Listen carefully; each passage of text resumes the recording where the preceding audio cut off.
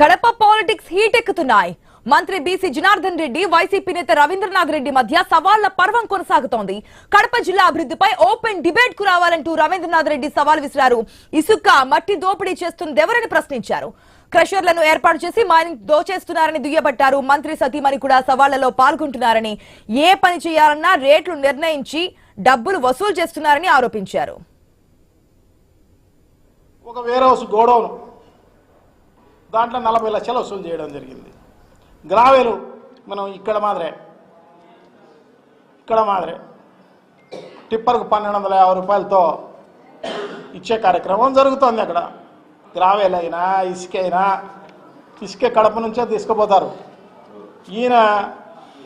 ఈయన డంప్ యార్డ్లో పెడతారన్నమాట. డంప్ యార్డ్లో పెట్టి అక్కడ 400 నుంచి 500 రూపాయలు ఎక్కువ ఇస్తే కానీ అక్కడ నుంచి ఆ డంప్ యార్డ్ నుంచి మూవ్ చేసే కార్యక్రమం జరగదు. గ్రావెలు అంతే.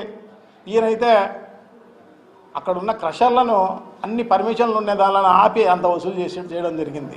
ఈయన సొంతంగా ఒక క్రషర్ పెట్టి, ఈయనకు మైనింగ్ లేదు, ఇంకోటి లేదు, ట్యాక్సులు కట్టేది లేదు, జిఎస్టీలు కట్టేది లేదు, ఏమీ లేదు.